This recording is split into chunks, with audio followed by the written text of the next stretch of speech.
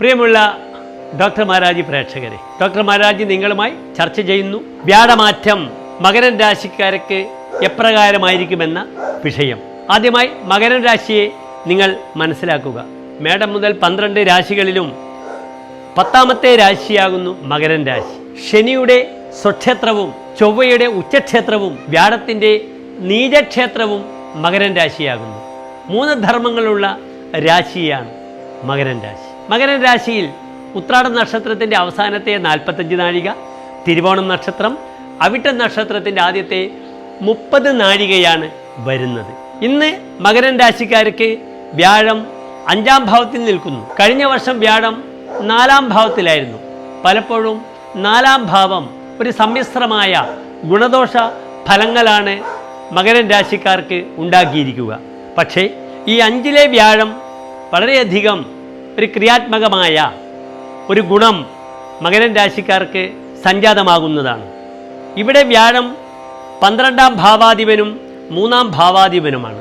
നിൽക്കുന്നത് 5ാം ഭാവത്തിലാണ്. 5 ശുഭഗ്രഹങ്ങൾക്ക് ഇഷ്ടപ്പെട്ട ഭാവമാകുന്നു. എന്താണ് 5ാം ഭാവം? പ്രജ്ഞ, മേധ, പ്രതിഭ, വിവേകശക്തി, പുരാതനം, പുണ്യം, മന്ത്ര, അമാത്യ, തനൂജാഹ, പഞ്ചമത, സൗമനസ്യമവി ചിന്ത്യം.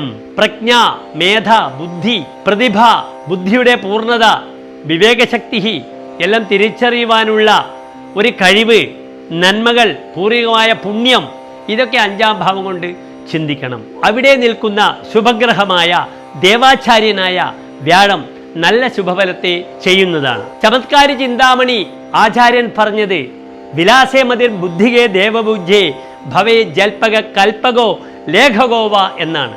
വിലാസേ മതിഹി, നല്ല വിലാസങ്ങളിൽ ബുദ്ധി ഉണ്ടാകും.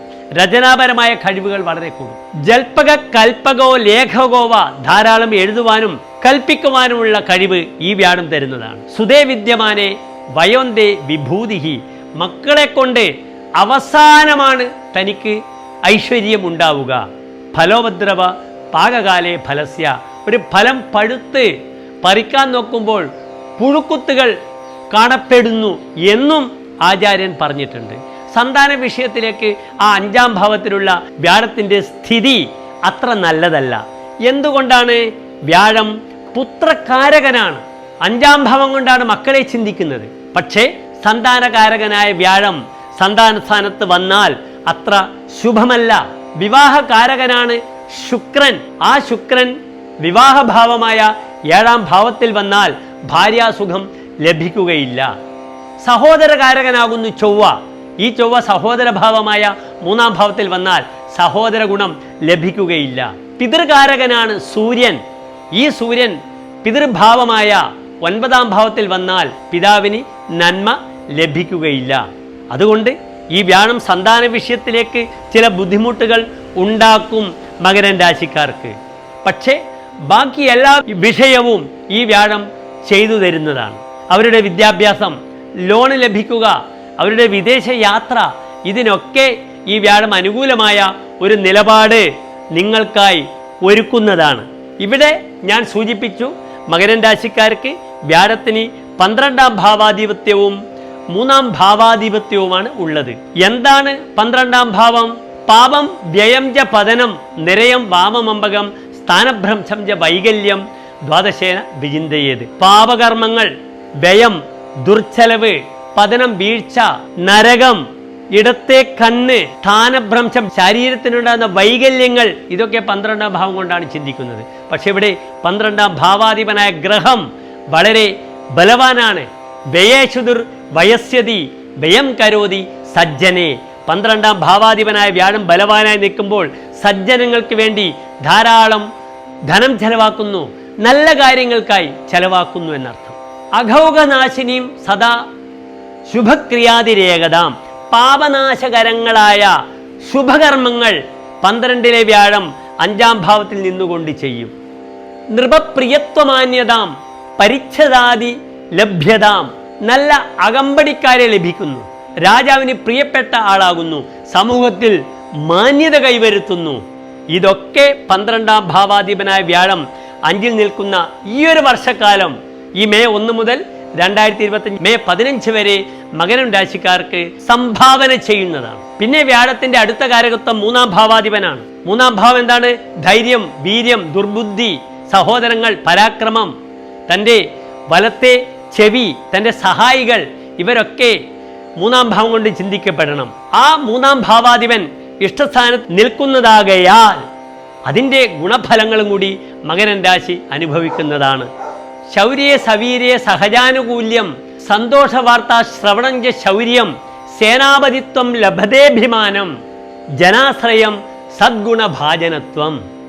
3-ാം ഭാവാധിപൻ ബലവാനായി നിൽക്കുമ്പോൾ സഹോദര ഗുണങ്ങൾ ഉണ്ടാകുന്നു, സന്തോഷ വാർത്തകൾ ശ്രവിക്കുന്നു, യാത്രാ സൗഭാഗ്യങ്ങൾ ഉണ്ടാകുന്നു, താൻ സേനാപതിയാകുന്നു, അഭിമാനത്തോടുകൂടി തൻ്റെ കരുക്കൾ നീക്കാൻ കഴിയുന്നു.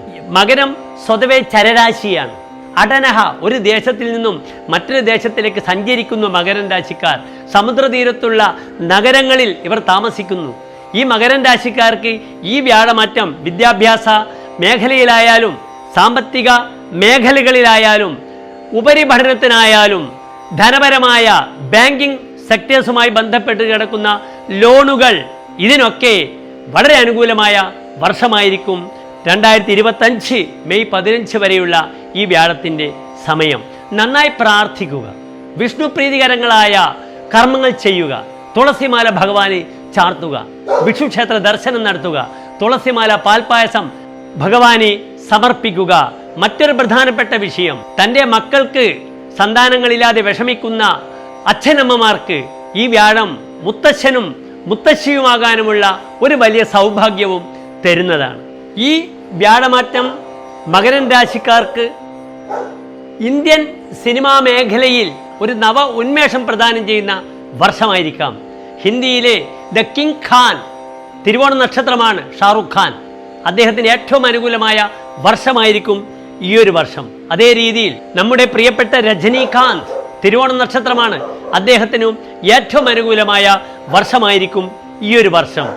വർഷങ്ങളായി നമുക്ക് വലിയൊരു പ്രതീക്ഷകളൊക്കെ തരാതിരുന്ന നമ്മുടെ പ്രിയപ്പെട്ട സംവിധായകൻ പ്രിയദർശൻ, അദ്ദേഹത്തിന് ഈ വ്യാഴമാറ്റം വളരെ അനുകൂലമായി ശ്രദ്ധയോടെ സംവിധാന രംഗത്തേക്ക് ചുവടുവെക്കുവാനുള്ള ഒരു വലിയ അവസരം സർവേശ്വര കാരകനായ വ്യാഴം പ്രദാനം ചെയ്യുന്നതാണ്.